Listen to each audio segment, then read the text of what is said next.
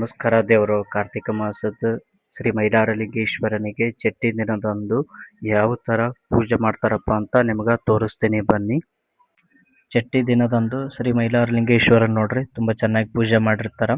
ಹಿಂದಿನ ವಿಡಿಯೋದಾಗ ಹಾಕಿದ್ದೆ ಎಲ್ಲ ಹೂವಿನ ಅಲಂಕಾರ ಎಲ್ಲ ಹೂವು ತಂದದಂತ ಕೇಶನ್ ನಿಮಗೆ ಹೇಳಿದ್ದೆ.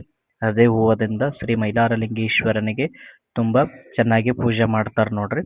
ಚಟ್ಟಿ ಅಮಾವಾಸ್ಯೆ ಯಾವ ವಾರ ಆಗಿರ್ತದಲ್ಲ ಅದೇ ವಾರ ನೋಡ್ರಿ, ಮುಂದಿನ ವಾರದಂದು ಶ್ರೀ ಮೈಲಾರಲಿಂಗೇಶ್ವರನಿಗೆ ಚಟ್ಟಿ ಅಂತ ಕಾರ್ಯಕ್ರಮ ಮಾಡ್ತಾರೆ ನೋಡ್ರಿ. ಅವತ್ತಿನ ದಿನ ಕೂಡ ತುಂಬ ಹೂವಿನ ಅಲಂಕಾರದಿಂದ ತುಂಬ ಚೆನ್ನಾಗಿ ವಿಶೇಷವಾಗಿ ಪೂಜೆ ಮಾಡಿರ್ತಾರೆ ನೋಡ್ರಿ.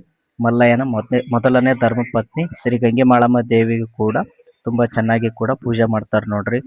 ಮತ್ತೆ ಅಕ್ಕ ಮಹಾದೇವಿಗೆ ಮತ್ತು ಗಣೇಶನಿಗೆ ಮತ್ತು ಹೆಗ್ಗಣ ಪ್ರಧಾನಿಗೆ ಕೂಡ ತುಂಬ ಚೆನ್ನಾಗಿ ಪೂಜೆ ಮಾಡಿರ್ತಾರೆ ನೋಡ್ರಿ.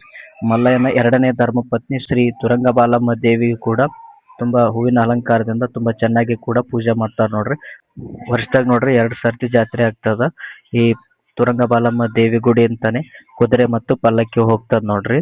ಮತ್ತೆ ಎಲ್ಲಾ ಕಾರ್ಯಕ್ರಮ ಕೂಡ ಇಲ್ಲಿಂತಾನೆ ಪ್ರಾರಂಭವಾಗ್ತದ ನೋಡ್ರಿ. ಚಟ್ಟಿ ಯಾವ ವಾರ ಮಾಡಿರ್ತೀವಲ್ಲ ಅದೇ ವಾರದಂದು ನೋಡ್ರಿ ಸಾಯಂಕಾಲ ದಿನದಂದು ಶ್ರೀ ಮೈಲಾರಲಿಂಗೇಶ್ವರನ್ ನೋಡ್ರಿ ಪಲ್ಲಕ್ಕಿ ಉತ್ಸವ ಇರ್ತದ.